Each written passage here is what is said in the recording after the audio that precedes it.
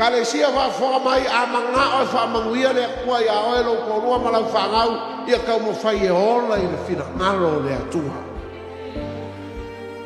ko ia ngau ngau le loko manga kui ngau le olanga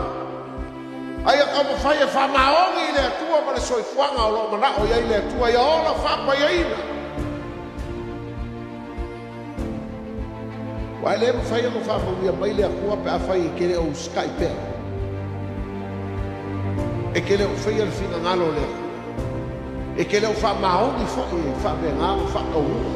le upo le akua i lo soifua mo lo ngola e fa be foi la le kalesi ma ka la foi fai te au mai ma ku ngai o kai o le kalesia au ngai fa ka ngainga ia i mea o fa venga o fa ki ngai fina ngalo le akua i le kalesia me foi le ala fa malolo fai el discipline